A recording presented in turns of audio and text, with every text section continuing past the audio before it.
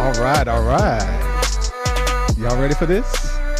Yeah. So welcome to On the Money Podcast. I'm Chris Fisher. Also with the other hosts, got my brother Chris Harris, got Bethel Johnson, and our special guest, we have Miss Crystal Perry in the building with us. How y'all doing? Ow. Good. Man, here we go. Our first episode, man. Y'all feeling good about this? Yeah, Oh, yeah. man. Oh, yeah. We finally get to bring our conversations to the public. Yeah. We vibrate high. We vibrate high. Is that what it is? Yes, sir. Well, the biggest thing is, man, how did we even get here? How did this thing even start? I mean, how? Yeah, I'm sure, Chris, you interested want to know to know. because inquisitive minds are trying to figure out how in the world did we get here? get here. What you think, Bethel? How we get to this spot? I mean, we've had conversations with a lot of people concerning finance and money and things of that nature. So for us, we always have these candid conversations with each other, and behind closed doors, we know what my man Mr. Harris like to say. He like to say the lion's den talk. So we're kind of bringing that to the front. But you know, after talking to a few people, they was like, "Man, what y'all have is necessary. Right. And if it's necessary, then it's our obligation, more so our responsibility, to bring this type of information to people, man." So that's how we landed here and created this podcast for it. Right. I think one of the things for us is that we because of us, being in business together, and we have so many different talks and conversations and strategies. And Right. It's like, man, we should be recording some of this stuff that we Definitely talking about. Definitely. And so it's just like, man, we got a lot of content. We have a lot of stories, through our different journeys. We all each have different journeys that just kind of made us come together. And I'm excited about what we putting together. But Harris, what you think about this? What we got going? You know what's interesting about it? I remember we were in a meeting and with a group of individuals that were interested in kind of learning more.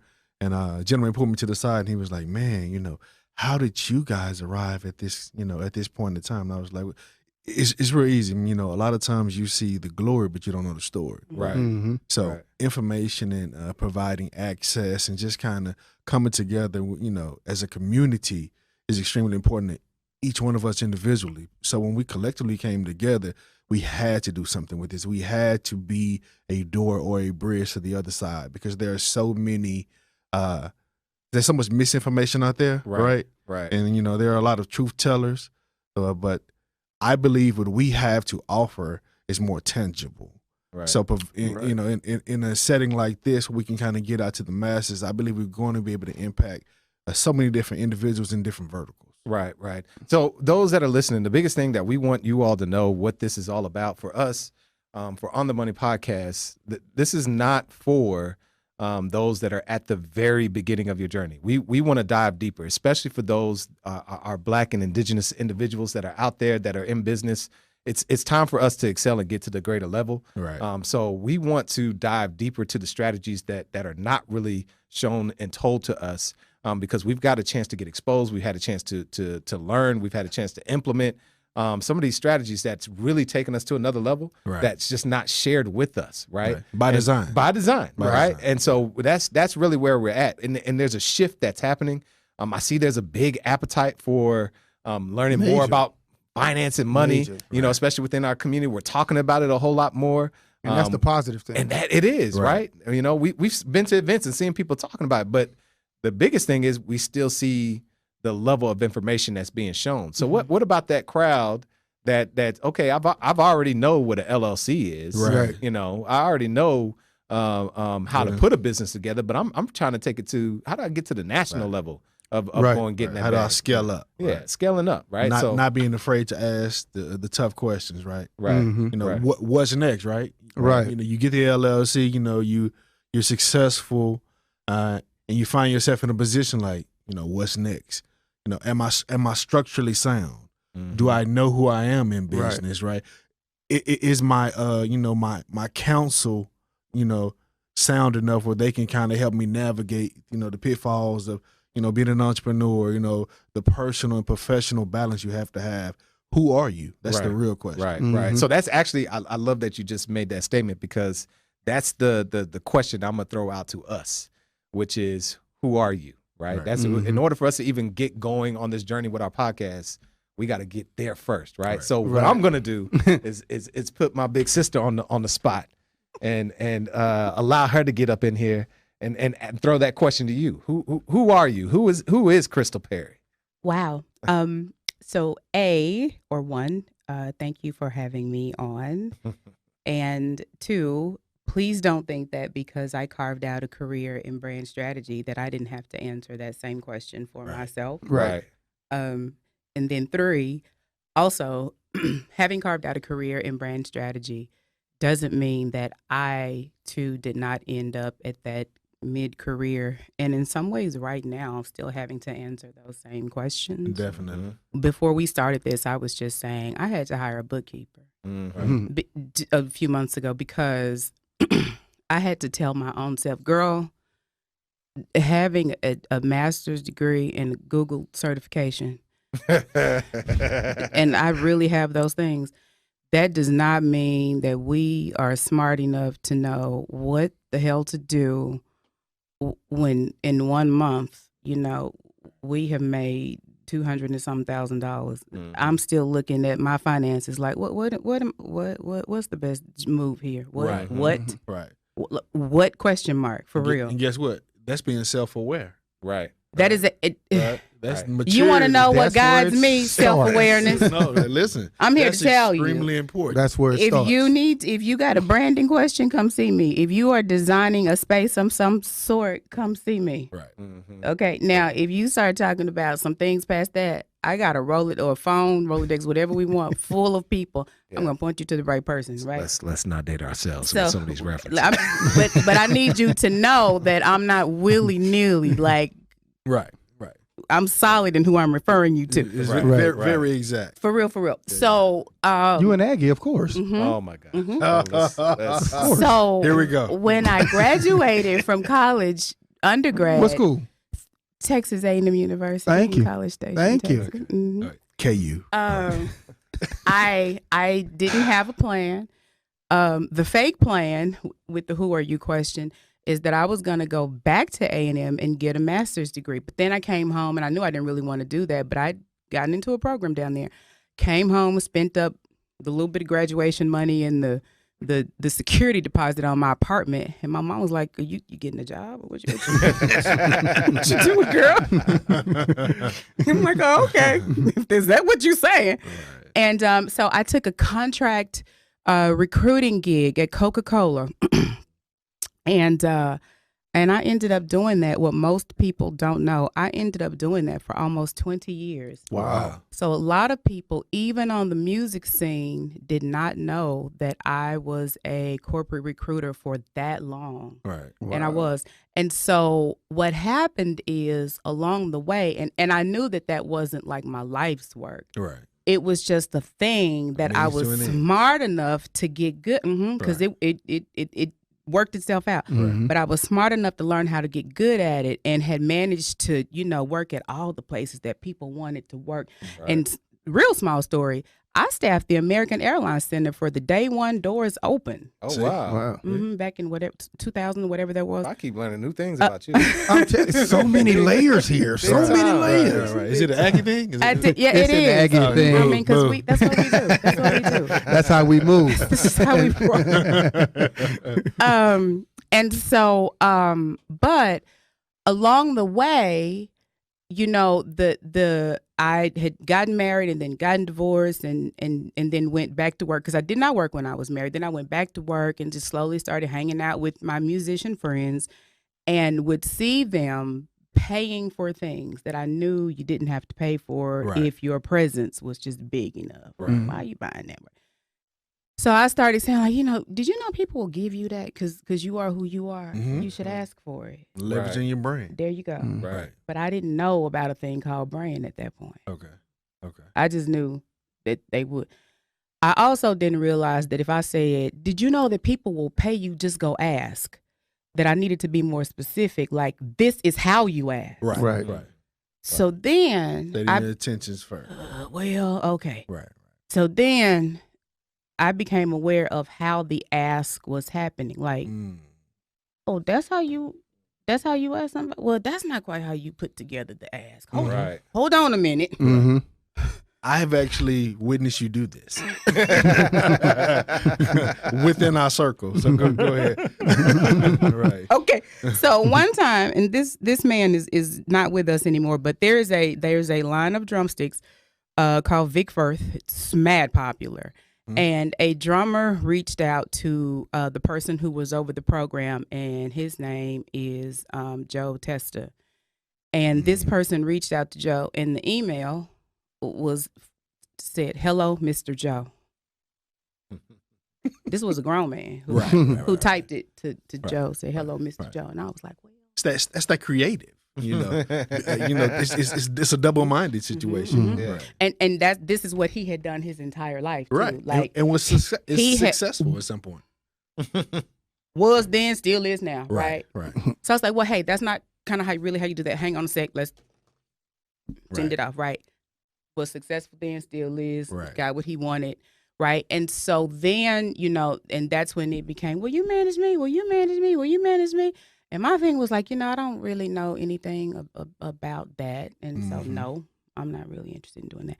So then kind of what it snowballed into was then we started getting older, right? Then the stakes started getting higher. See, if you had asked me to manage you on my mama's couch with that graduation check, I would have said yes. The pressure's on. Yes. Sure. I mean, when I ain't doing nothing, I'm going to Papa Do's with my girls and, whatever. Right. But as we get older and it's like, but see, now you have a family and a mortgage and there's more on the line and I don't know what I'm doing. And I don't play. Right. Like, not so much. So, and then another thing started happening too. Then I started witnessing also the industry change. So now people are not just signing a deal and then touring and things. It's like, well, now the industry is doing more with less, and managing is not just, deals and that's it. It's a lot more involved. Right. And I started seeing the difference in how even my own friends needed to function. And that's kind of when I understood what that word brand meant. Right. How powerful. Right. Yeah. And like, so you don't just need to know how to play an instrument in this. Like you need to know who you are and what lane you operate and all these other things if you want to be successful. And that's be successful as not Beyonce, but assuming that you somebody on stage with her. Right. Okay. Like this is a whole different thing going on. Right. So a good friend of mine called me up and said, "Hey, Crystal, this, I just need to talk to you. I'm not going to ask you this again. This is going to be the last time I ask you this for the rest of our lives." And I'm like, what conversation is this? Because this is like 2015, 2016, and I met you in 1987. So what we about to talk about? And he said, "I'm not really sure that managing is the word, but I just need you to help me get my career together." And I said, kind of sounds like cooperative economics. Just a little bit. It's the key. And I said, well, all right. Well, okay, you are one of the few people that knows that I've not done this kind of work before. Right. So if I tank it, I get to keep my good 6-figure recruiting job. Right. I'm good. Okay. You know what I'm talking about? Right. My car been paid for. It's old. My insurance almost free. All that. So when I say 6 figures, I mean my whole check just sits in the bank. Okay, I'm gonna be good, right? But in terms of credibility, right? You, sir, are one of the 2 people responsible for our city having a Grammy office. And that was a fact. Were a governor of the Grammy Board of Directors even before Beyonce's dad. And facts. You are a Grammy-nominated producer. Right. So look here, Gino Young. If you want to put hey, big bro Gino, I didn't put your name out there. I'm just saying, because I've told this story so many times. Yeah. So if you are willing to put, because I was about to say no, and then I had to say no, Crystal, because he sees this in you, fool. Right. And you know what's so cool about that story? That individual is extremely private and quiet. So for that individual to be self-aware is tremendous. and he was able to see the light in you that you didn't see in yourself. It had been saying, like, it had Right. been asking me, and I'm like, man, Gino, no. Like, I'm thinking like I'm thinking about, again, we are not newly out of college. Right. Mhm. The stakes are higher. You're like, what if, and Bethel is extremely, extremely important to this group. And one of the things he always puts out there with us is we have so much power in our speech and in our words and energy we put out there. And just that, like the what ifs are put out there to hold us back. Right. That's why I say with the what ifs, why you won't tag it with something positive or tag it with the outcome that you actually want. Mhm. Most people tag it with something that's going to cause you to doubt yourself Right. in those moments. There you go. So I said, okay, Bug. I mean, okay, come on, let's If figure you it out. believe in me, I believe I in me. mean, hey, let's figure it out. And so I said, okay. And I put a little bit of thought behind it. And about 3 weeks later, I booked a show. And 11 months later, I had to call everybody and say, I'm ready. I got us to Forbes.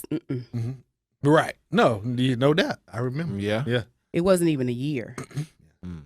And at that point, I started to realize, okay, there are people in this city who have done this kind of work, who have worked at labels, who have not done this.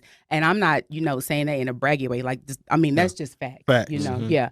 And it's like, excuse my cigar smoke. Go ahead. for real, And so for me, it was, and it was sometimes though, like doubt is there for people to stop you. For me, doubt is more of caution to make sure that there is a level of preparedness. And so that's when I went back to school and I got my master's in internet marketing and branding, because again, what I recognized was this huge gap between the difference in not so much like what the industry had become for younger people who grew up with the internet, Right. but for us as Gen Xers who were trying to figure out what our way Right. really is, Definitely. And so now when somebody comes to me and they use the word brand and who are you and who am I, and I'm having a really hard conversation, I tell them, you probably don't bring all your friends. Oh yeah. Because I am going to ask you I'm going to ask you questions that require you to be honest with me. I'm going to ask you, what is it that you want out of this? Hey, if you just want to be rich and famous, you need to tell me that. And you need to understand, I'm not going to judge you for it, but you have to be honest with me so that I can put together a plan for that. Right. If you being able to help the community is more of like a secondary byproduct because you just want to have the money to be able to do that, that's fine. But understand that if you're not honest with me about what it is, I'm going to put together a plan about what it is you want to do. Right. But inevitably what's going to happen is every decision that you make is going to support what it is you really want to do. Right. Right. Then your brand is a hot mess because you keep saying verbally this one thing, but you keep making decisions that support what you really want to be doing out of the deal. Right. So you have to be honest and clear about what it is you want to do. But the second part of that is you also have to be clear about who it is you don't want to be. Right. There it goes. And I'm real clear about that lane, and Chris, you and I were having this conversation where I told you somebody said to me, ooh, well, good luck convincing the people. Right. You know what I'm clear about? My lane ain't the convincing lane. Right. Right. I don't even lose sleep about that. I don't lose sleep about that. I don't lose sleep about that because every time there has been a show since the pandemic, if it comes across Crystal Perry's Facebook, I dare somebody to say Crystal Perry didn't buy 2 tickets. I ain't going to your show. You're right. I'm not. Right. I'm not. But you will support I'm going. all day long. Daniel Jones called me to give me a hard time. Say, I saw you buy 2 tickets. I know you only coming because Gino coming. I'll say, well, actually, I won't be there. So if somebody says they wanted to come and they can't afford it, feel free to give them my ticket. Right. You know what I'm saying? Daniel is family. Right. I'm not going to not buy tickets to his show. Right. That's the second show he's had. I won't be Shout there. out Daniel though. Absolutely shout out to Daniel Shout Jones. out to Daniel. Right. Head buster. Yeah. But no, I'm not. But like, yeah, I worked hard to be able to support what my friends do financially. Right. Oh, you know what? And I personally have seen that when I did the launch with Balenciaga and Big Black. 100% was on board and out. You know, and that's a big move for this area and us. You know, for us being a creative. So, you know. Yeah, we and appreciate that. Yeah, so it's like the important thing is to be able, when people say brand, and there's a thing where when I grew up, the impotence was on find your one thing and do it. Yeah. Like y'all don't operate like that no more. Nope. And will not ever. But the thing about that is, the opposition requires us to go in a corner and focus. They do not want us to be multifaceted. Don't. They do not want us to work together with our community for a reason. We always pose the question, you know, if you want to go fast, right? Go alone. Right. Want to go far? Go together. That's it. Mm-hmm. Right. Because when you go to the Unilever website and you realize that Unilever owns 400 brands. Yes. 400 brands. You pull it up. So they're not just one thing. No, that's the paradigm shift, right? The thing you thought is the thing is not really the thing. Right. It's like a couple years ago, as women, we were mad about this Dove deodorant brand. Ad campaign. Right. And I see on my feed where people are saying, you know, we're boycotting Dove. I love to watch your response. Read your response. Listen, I'm like, listen, hey, okay, look, hold on, sis. Before we do that, all right, we can boycott Dove. But now you got to go in your kitchen and you got to throw your Knorr's soup seasoning out, like, and then you got to go in your man's pantry and throw out his degree. Like, sis, come, have you thought not this the thing? degree. I mean, like, Right. because Unilever makes 77 billion things, right? You know, but the thing about defining a brand is it's more than just your logo in your 3 or 4 colors. And Bethel, you were talking about what the color black means. Yes. You know, and it does mean death. It's also very formal. That's why luxury brands evoke it quite a bit, because they want you to understand that it's one of my brand colors, because it's important. Like when I just said, I'm not a convincer. Right. Like when people in that lane, black is fine. Right. But as it relates to describing a life, that's different. It is different. Yeah. And it's important to, and when people come into contact with me and start talking about a brand, I want them to have an honest conversation with me so that we can talk about color theory. Like, because that's one of my things. I'm like, listen, so typography, all of that. It is extremely important. It's important in conveying whatever a message, Yeah, right? Definitely. Like red. McDonald's, they not telling you to sit in that drive-thru while they wait on your nuggets to get done. What they tell you, please pull forward, we'll bring it out. Right. Because that store manager's bonus is based on drive-thru time in part. Right. They need that lane to keep moving, right? You know what I'm saying? So the definition of that is important. And when we're building those brands and all the components of it, we can't just get to the point where we think that it's offensive if we start ruling people out of the brand, Right. and ruling customers out. Right. You're doing yourself a service when you do that. Right. So one of the biggest things that I think that you've touched on that resonates most with me is just you have to be willing to face the truth. Right. Yeah. And I think for those that are looking to build their personal brand or their business brand, and those things are not separate. They can be see? and not be, right? See? So You're gonna have to, we're gonna have to get into that here in a second, definitely. right? But when it comes to building your personal brand, because like what you're talking about, you can take those habits right on into your business, right? But if you're not honest with who you are as a person, a lot of times people don't like to face the truth about who they are. They want to be all things, and they want to live a certain life based upon what's going on the gram, but we can't face the truth about who we really are, right? There's one thing that I think about all the time when it comes to facing the truth about who I am is I have to be willing to be my authentic self, right? It's been when I first got into college, I had a hard time trying to be the authentic Chris, right? And then it grew into, okay, I'm gonna accept who I am. I'm Fish, right? That's my family nickname. That's where I come from. That's my granddaddy's nickname. You know, so I'm Fish. I'm not just Chris. I'm Fish, and I'm owning that, right? But I had to face the truth about who I am. I didn't grow up, even though I grew up, laid my head down in Pleasant Grove. I still grew up going to a private school in Richardson, so my experiences were totally different. And more than one thing can be true at a time. Though. Right, they could be true at the time. Yeah. So it wasn't like I was out in these streets, you know, being thuggish or anything of that nature. Right. Because that wasn't my experience. right. You know what I mean? But Right. that don't mean I can't be a chameleon either. Right. Because my family is also from New Orleans. Code switch, right? That code switch. Right. My family's from New Orleans, so and we went from Algiers West Bank. So I know how to fit in where I need to be. You saying it's in your DNA? It's in my DNA. Okay. You know, just check. Yeah, it's there, deep up in it. But it's all about being honest with who you are. Right. But the other layer of it is that what you get onto a lot, which I want you to expound on, is how words are powerful.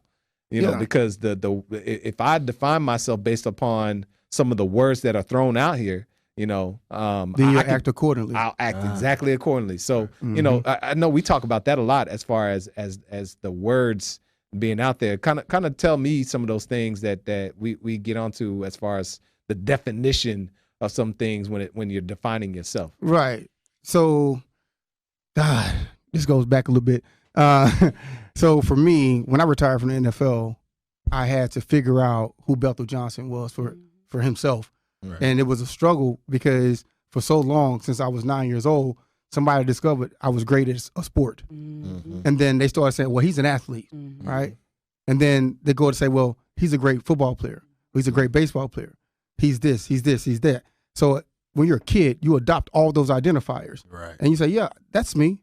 That's me. I'm this. I'm great. You adopt them yourself. And now you operate in that capacity. And so when I retired from the NFL, it was such a struggle to figure out what to do next because I had no idea. Now, I went to Texas A&M, unlike Crystal. I went to Texas A&M to play football. And football only. And football only. You kidding me? Why was I like that? Because I was identified like that. Okay. He's a football player. Unpack it. So I'm gonna go to school. I got to go through this necessary evil and deal with this school thing. Coursework. You know what I'm saying? To play football. And I got to give some type of effort so I can stay eligible, you know, in the classroom. But all of those things, people call you dumb jocks and all this other stuff, not knowing that athletes are some of the most cerebral people that you know because their mind works completely different than normal people. Right. What I mean by that, we can process information. Here you do this playbook. Go ahead. Yeah. You regular person, you navigate this playbook. You can take a playbook this thick. There you go. Right. And reduce it down to a play. And within minutes and seconds have to react. Right. And you got to be right on the same page with your quarterback. Right. That take a different level of intelligence to do. And so when so I was sitting around and Fish was he was there. And so I was just thinking, so he when I met Fish, it was towards the end of me discovering me. And I tell people all the time, I met Bethel Johnson at 36 and I'm 42. And so me and Fish was on the field one day and I had kind of got into finance a little bit. And so me and Fish was on the field coaching football. And I looked at Fish one day on the field. I said, I'm done. I'm done. We ain't even midway through the season yet. I'm done. Now, he was gonna make it through the season, but we weren't even midway. We through weren't the season. either. I said I'm done, and I told him, I said, man, I know who I am, and I know what I want to do. Right. And from that point on, I've never coached. I stopped doing all things football. I dropped all my identifiers and met me, and the person I am and the way I move. I've always been authentic, but my representative was the authentic, right? So a lot of people, when you meet people, they don't know who they are themselves. So I ask people, I say, man, who are you? That's questions I ask people. They'll go to tell me who they became, not who they are at the core.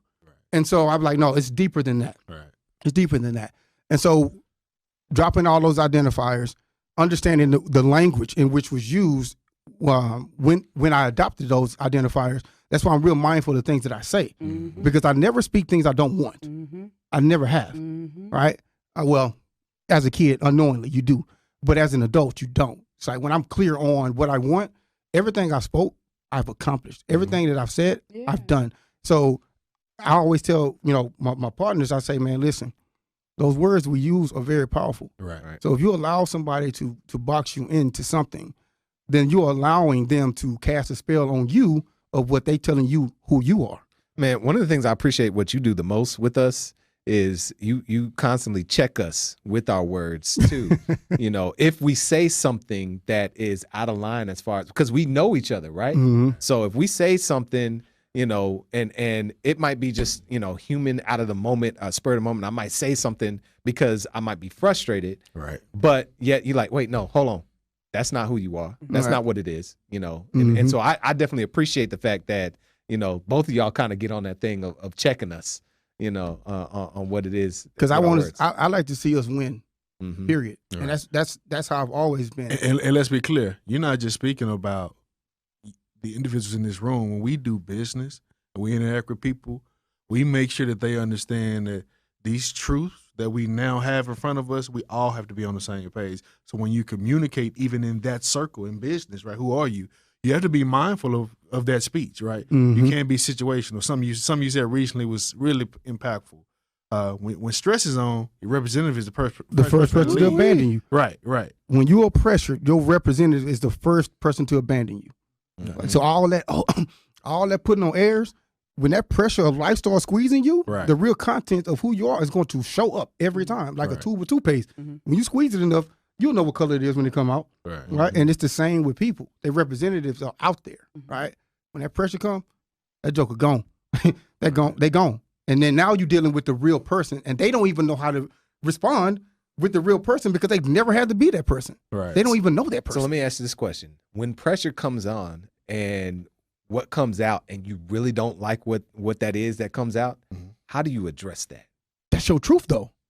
There you go. That's your truth. Yeah. There If you go. understand that what just happened, now you can say, okay, let me step back, self-evaluate, because that's who I really am. Self-awareness. Mhm. That's who I really am. You know something too.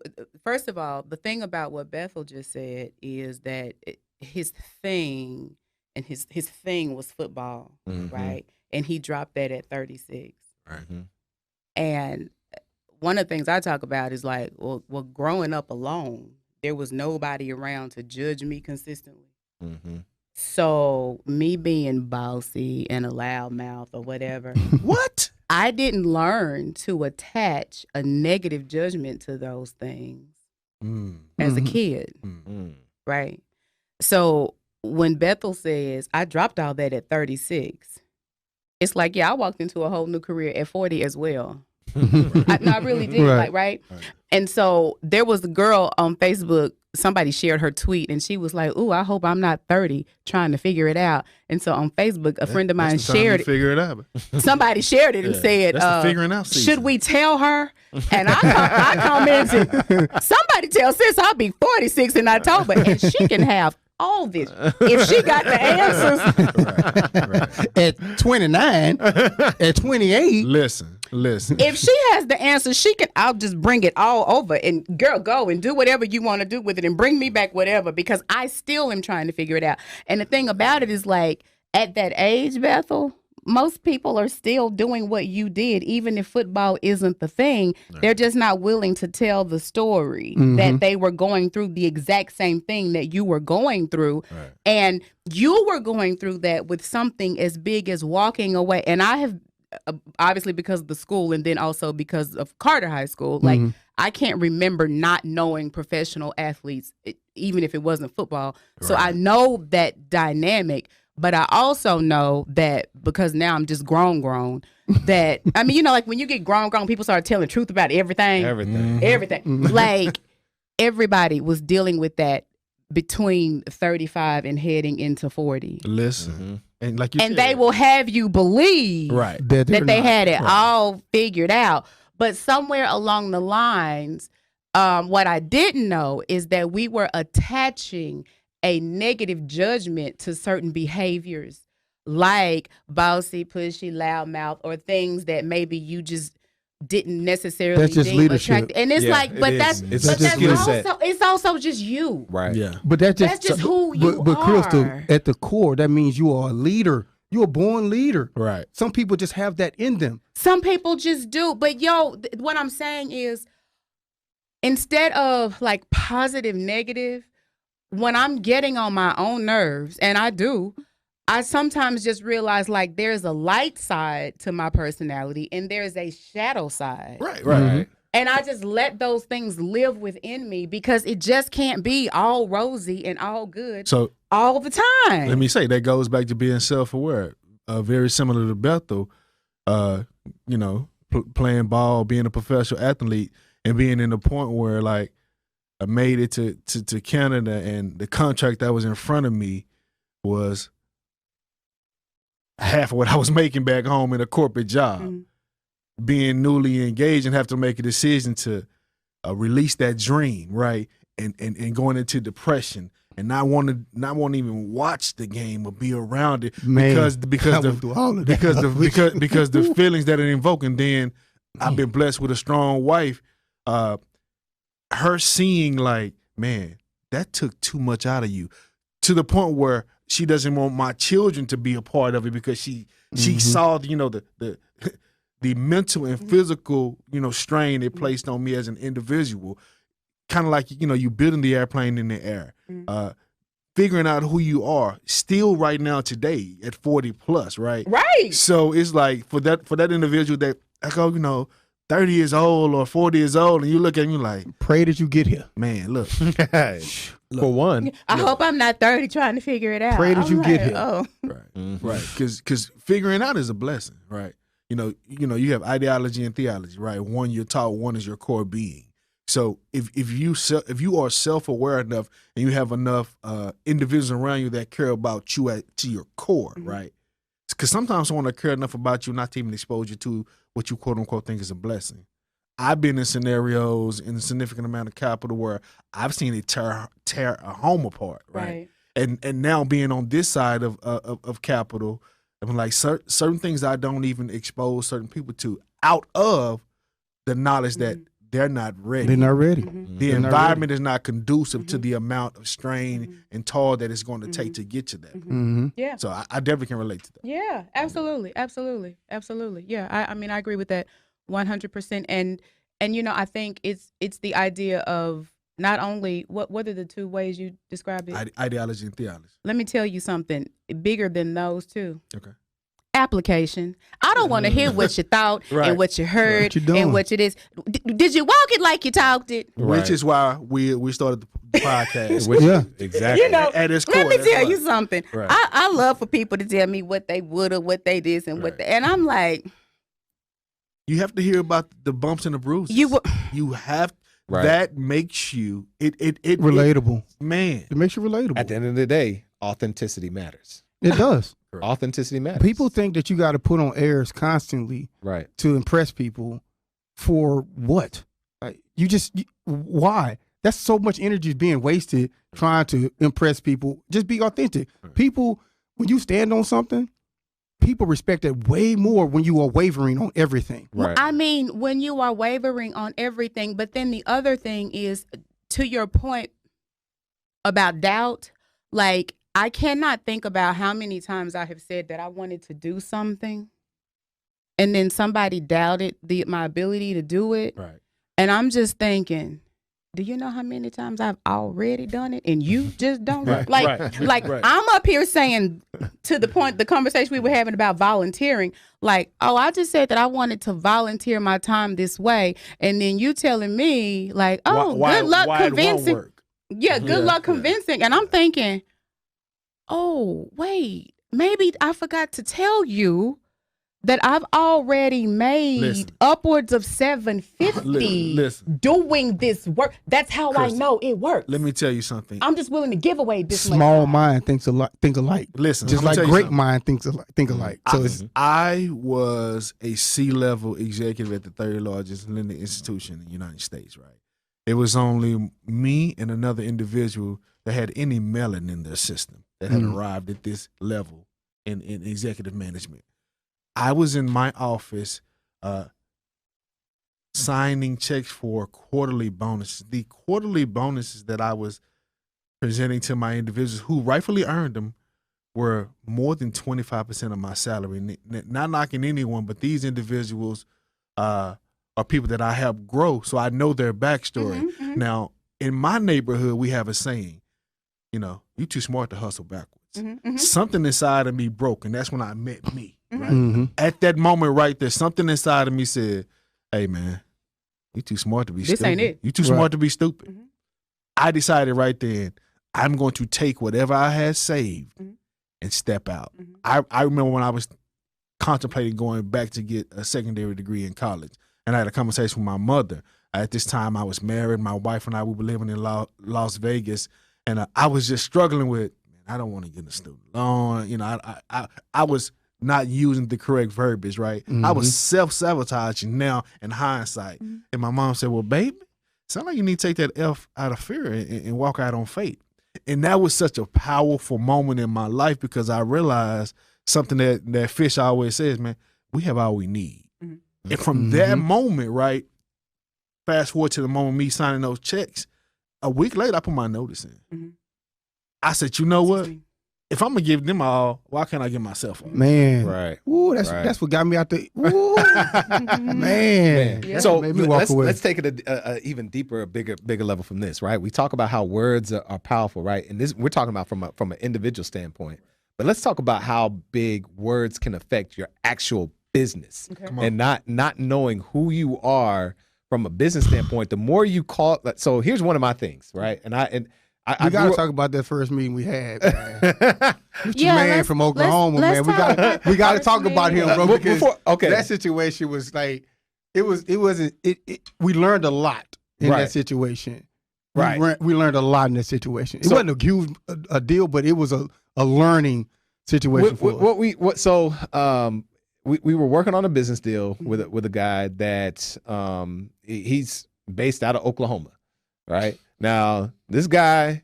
I'll put it like this. Hold on. Have you seen Ozark?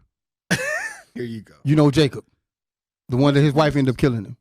She poisoned him in his tea. The two crazy, the one with the crazy wife. Oh, Darlene's husband? Yes, Jacob. Him. Yes. Yeah. That's the guy. He was like that guy. Yeah. Right. So we talking about our backgrounds were not similar. I'm talking about by far as east is from west. That's how it was. Right. So we walking into this meeting and we're talking about so what we're gonna do as a part of this deal, right? We're gonna help try and bring some funding to his project, blah blah blah, and what we realized. So I one of the things is knowing who you are. I had to learn that, man, I actually am the man when I walk into this room. Definitely. Right. But I didn't. Right.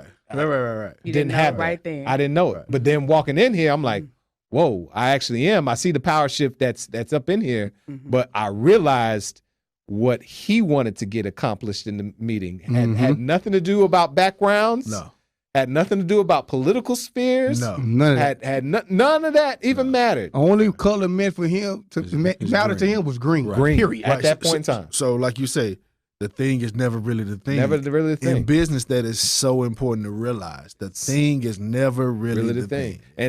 So speaking of that, one of the things that I get upset about, especially I grew up with the entrepreneurial family with my mother. She's been in business. Shout out to Gigi. Gigi. Shout out to Gigi. Shout out. I don't call her Gigi. I call her Mama. Shout out to Mama. Mama Fish. Mama Fish. She's exposed me to entrepreneurship, right? But one thing that I constantly would tell her is quit calling yourself a small business owner. Come on. Man. Unpack that. Quit that. Unpack that. Quit that. Yeah. When you go with, I got something. Yeah. Go ahead. So we done done this before. Yes. We've done this before at the Black Business Club. Yeah. No We've doubt. done this before. No understand that if the more you call yourself something, the more you're going to be. You're going to be it. But listen, if you want to stay being a small business owner, stay small. Be there. Right. But if you want to scale up, quit calling that. But first of all, one of the things that you talk about all the time, right? Who's your boy? Stephen L. Covey, right? Yeah. Begin with the end in mind. 7 Habits. Right? 7 Habits. What's that? What's your favorite one? Begin with the end in mind. Exactly, right? So if I'm beginning with the end in mind, why am I going to sit here and keep calling myself small if that's not where I'm really trying to go? But I realize what the biggest problem is we never look to see that far. And seeing that far requires us actually having a true exit strategy. And if you don't have an exit strategy, well, your money's still going to exit from you. You just don't have a plan. You ain't gonna have no business with it. There's not going to be a business with it. No, there is no plan wrapped around it. But if you don't have a vision and see where you really want to be at, and you continue to call yourself, I'm a small business this and a small business that, guess what? All the resources that are around you for you are meant to keep you right there small. Right. Listen, I tell people this all the time. Whatever you say, the universe go find a way to bring it to you. Yeah. Whatever you say. Yeah. You know, and I'm not getting religious or nothing like that because I'm not a religious person, but anymore. That was part of me shredding some of that because I was a preacher too, so I had to shed a lot of things to find me. And I picked up things that needed to be added back to me. But what I was saying is when the two most powerful words when working together is I am. I am. So when Moses asked God, hey, who do you say sent me? I am. He said, I am sent you. Yeah. So when you say I am and in it, what follows that? It's going to be. That's it. It's going to be. Man, at FAMU, when in our business school, one of the best things that they did, the very first thing that they taught us is how we introduced ourselves. Come on now. If I walked into the room and I said, my name is, whoa, I get stopped by every professor, upperclassmen all the way down. The very first thing they taught us is how do you introduce yourself?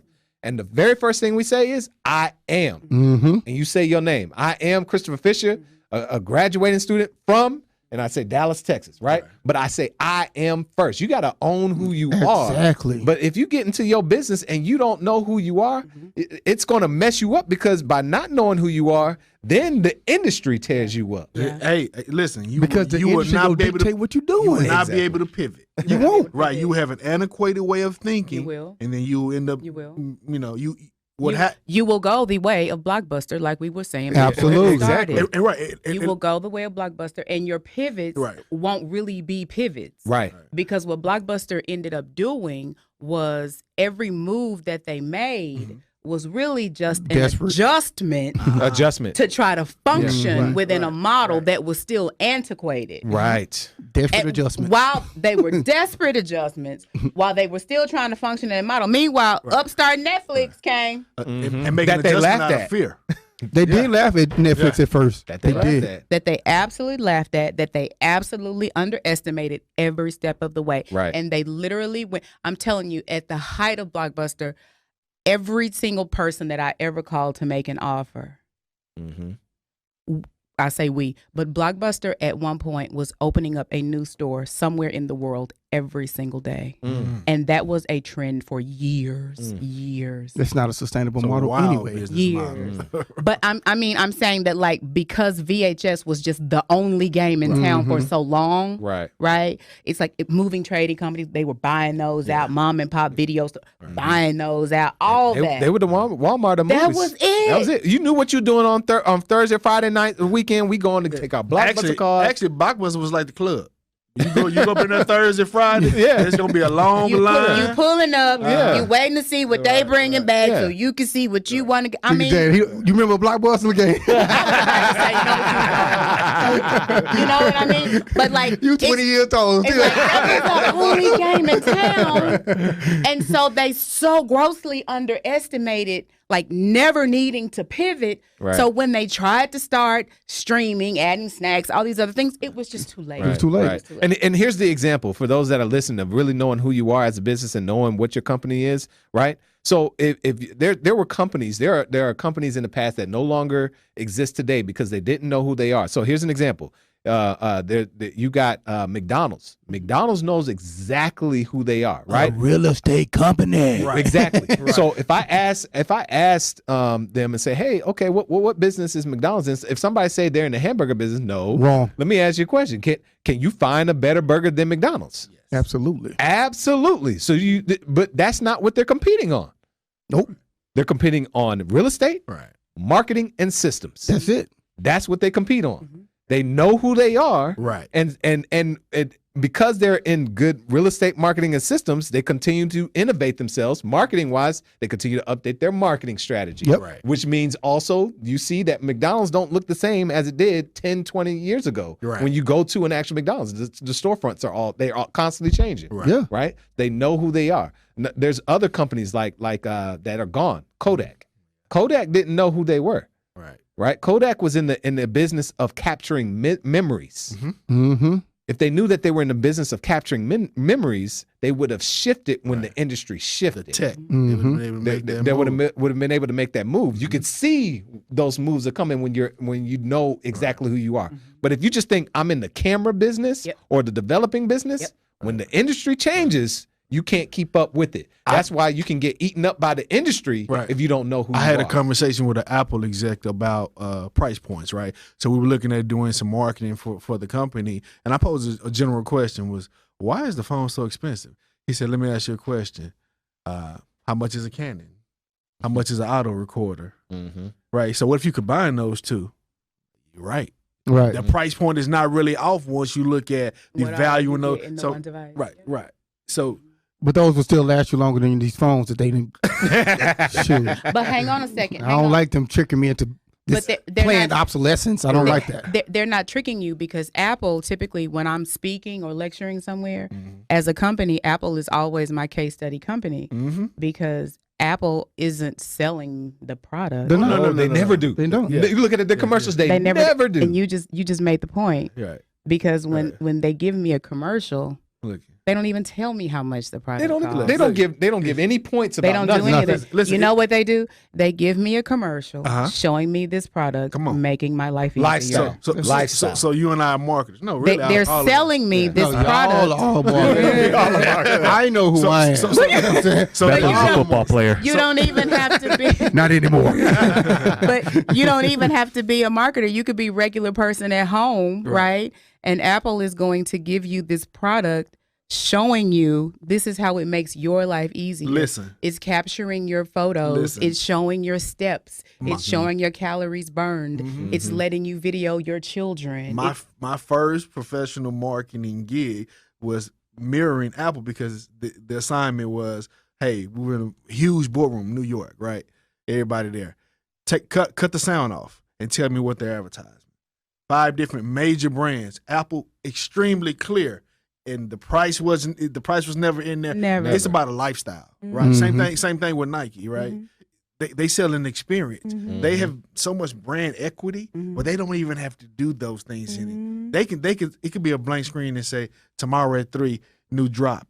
Everybody's gonna get on to try to get it. Right? They have identified, they were fluid enough to pivot, and they understood we're more than just a shoe brand. We're a lifestyle brand, right? So be in business, you have to be fluid. Right. You have to identify who you are, right? You have to be willing to pivot and change if the market or your desire requires it, and you can't be too tied to how you feel about it. Right. Your business model always has to be fluid.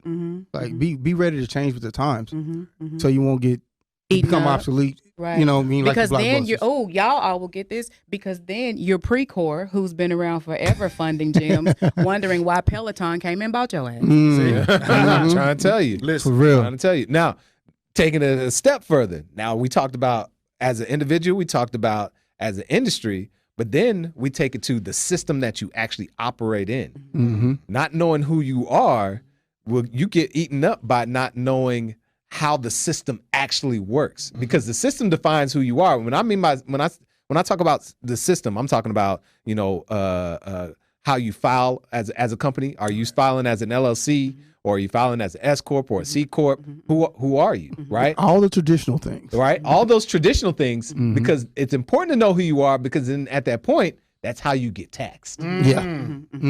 Not knowing who you are, you get taxed. You'll get taxed for that. And you get taxed. It's a tax to not knowing who you are. It's a tax to that. Now we don't have enough time to get into it all on this show right now for this episode. Right. But we're going to get into that a lot deeper. But it's one of those things of it's very expensive not knowing who you are as a person or as a business as it relates to the system. Right? I can testify. Very Very expensive. factual statement. It's very expensive. I know. Everybody wants to be the boss until it's time to pay the invoice. Listen, Yes. until it's time. Yes. Until it's Then time. everybody has a pterodactyl on. Wait a minute now. Well, a T-Rex- Let's figure out. No. You know, we had this conversation all the time. You know, historically, $1 million is the mark that people have in their head, and then you realize that's not really anything. That's not money. Money has been ain't really losing money. value Right. every single day. year. But that's you know, And I say that by saying it's not that it's not important. Is that once you get this information and you figure out who you are and you figure out what you want to do, because this is the thing, and I tell people that I mentor, kids coming out of college, they want to get a job. Okay, good. Getting a job is not the hard part. It's keeping the job. Mm-hmm. Right? Are you willing to do the things that it will take to sustain and grow that? Right. In business, how many of us know people that have an LLC, S corp, C corp, started it? They have just enough information to be dangerous, right? Mm-hmm. And then don't realize on the back end, on the back end as far as taxes, how you are eaten alive because you didn't have the information up front, right? Mm-hmm. You didn't set it up structurally with the end in mind, right? Or how many of us know people that create an entity not even thinking about taking it to market? Like most of our businesses, like we were talking about, the small businesses that we create, and this is the thing that we do. We celebrate that. Oh man, they started a business. Clap, clap, clap, clap. Now you ask that person, what's your exit strategy? What's the exit strategy? Are you taking this to market? Because a lot of our business we build to hold on to, but not to take to sell. Right? Money is in the sale. Right. I want to get rid of it, but I gotta scale it up to a point where it's valuable enough so I can sell it. Absolutely. We never scale our businesses to the point where we can IPO. We don't do that. Right. It's a mindset that we have because we're taught in our community, hey, don't sell that. Don't sell that Don't business. sell that. Hold on. Don't That's sell. yours. Pass that to your kids. Because we have the wrong strategy in Wrong mind. strategy. The strategy that we have is I need to build the business and pass it on, not build the family system. bank. There it is. Build the wealth. The wealth of the family bank. Yeah. I shouldn't be trying to listen. It happens all the time. That's one of the biggest mistakes where we want to make sure that I need to pass this family business on to somebody else. No, businesses come and go. Yeah. We need to protect the family bank. Let me tell you But something. that's not knowing when you don't know who you are and you don't know what you're building. And all of a sudden it's going to go because that's mistakes that even some people that have been wealthy and had it. Oh yeah, they made that mistake because Definitely. they were trying to pass on the business and they broke it into pieces. Yep. And all of a sudden they don't have control over that money anymore. Mhm. Right? It's all gone. So that's the biggest thing. But now to end this off, I want to kind of see.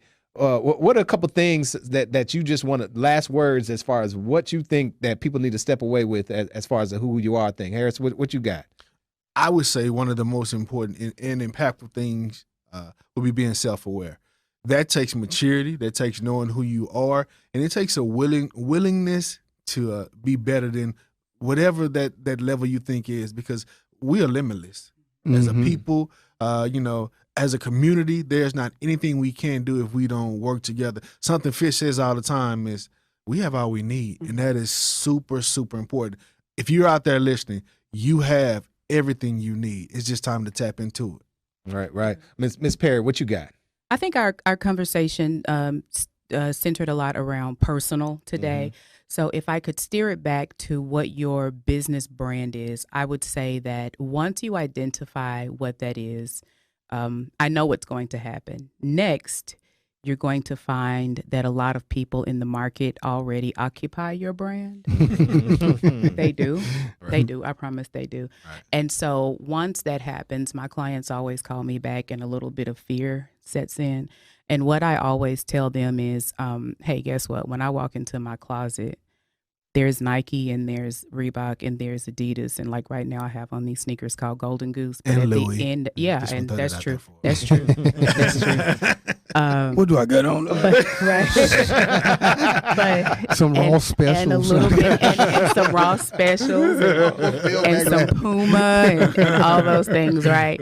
And I think, and even in my closet though, like I sort them by like regular athleisure and then designer. But you know what? They're all still sneakers. Right. And none of those brands are shutting down. So once you identify your brand, just go out there. And if you need a real example, the deodorant aisle at any drugstore is a good place to start. They're all thriving. So there is room for your approach to whatever good or service that you offer in the market. Just go out there and do it.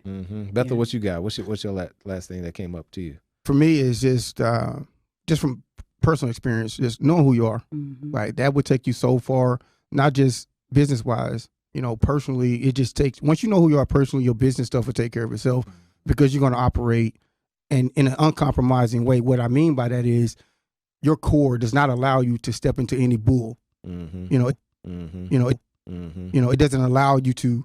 And I'm telling you this from experience. Yeah. Like, I don't get into anything that does not resonate with my core, and I mean that. So it's like, if it doesn't like fit, I have no problem walking away.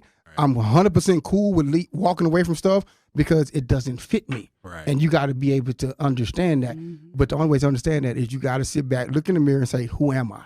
Mm-hmm. Once you identify who that person is, everything else becomes a lot easier. Mm-hmm. I think the last thing for me is authenticity matters, and when it comes to being authentic, it takes time to do that. Absolutely. Right? And so if I think about some of the best food recipes, knowing that my family is full of cooks and chefs, right?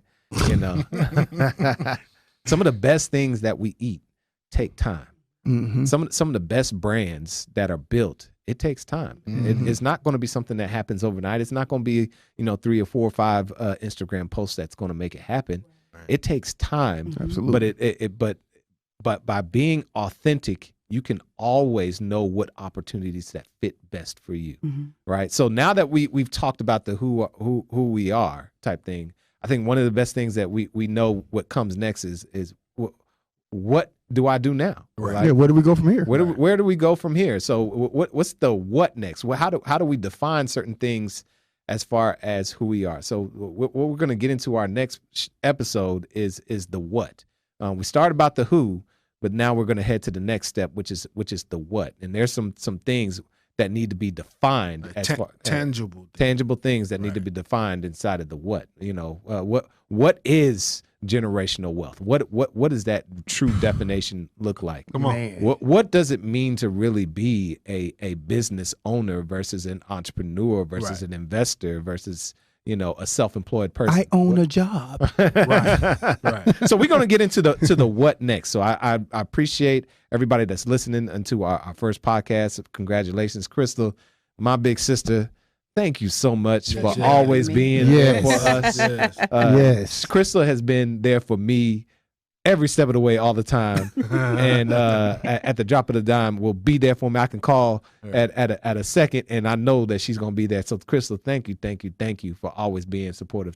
For us as brothers, and so we Definitely. appreciate you. Definitely. Thank You you. always add a lot of value. You're an extremely talented woman, and we appreciate you being along our journey. Before we let Crystal go, let everybody know how they can check for you, because you got a lot of things going on that I want. I know you want. Do you want them to check for you? I know. No, guess what? I'm pushing out of her comfort zone. At least, Yeah, that's why I'm yeah, asking. yeah, And That's at why least- do you want them to know? At least your clothing lines and stuff, because them Listen. things be dope. Listen. Everybody check for my Listen. sis. Tired. So interestingly enough, I need to be here as a student because I'm not even playing. Because I myself am one of those people that, like, I was real clear about what my talent is, right? Mm-hmm. Am restructuring my LLC. Right. Mm-hmm. Mm-hmm. That's where it's at. Had to get a professional to tell me, you need to go open up 3 more bank accounts. You need to go get 3 DBAs. Mhm. You need to go. I'm serious, because Yeah. that was not my forte. Mm-hmm. And I had to get somebody to tell me those things. So you guys can find me, like the young kids, on Instagram, On the at gram. on the gram at Pris Perry, and I am going to come back with my singular website, Okay. Mm-hmm. and I want to debut it here. All right. Let's do it. Uh-huh. Let's do it. And I have a new name for my creative things, and Mm-hmm. Excuse me. Oh, Miss Creative, let it out. Let it out. it is something, and I'll run it past y'all first. I would say, as someone who would consider himself a fashionable individual, Y'all should see what this man got on. listen. You know, the camera don't do this man any justice, man. Listen, Don't ever. listen. Don't do that. Listen, man. I'm saying all that Listen. to say, I'm saying you should see this man here is never off, I'm saying even on his low key day. This is You know what I this is mean? low key. Even This on is his very low. low-key days. This is This is low low key. key. Listen, He's listen. never off. this is what I tell you. Know who you are, guys. No. Crystal is extremely talented, and I don't think enough times as a community, as a people, let's say in this area, right? I can say Crystal is a family member because we have some binding ties, right? We family. Right. To the point where holidays we're together, like that type of close. Right. On my Christmas list, close, right? She is extremely talented, and we want to make sure that we let our best and our brightest know how impactful and how important they are to the culture and the community. Right. Thank you. One of the things that we pride ourselves on is being a part of greatness. So I want everybody, if you're not aware of her, get familiar. You need to. You better know her. Thank Better. you. You better know her. Thank y'all. All right. Well, we appreciate it, man. Spider, take us on out with the music, man. We appreciate this. The first episode. We On are the out. money. Listen to episode 2. Appreciate it. So motive B. Look at y'all.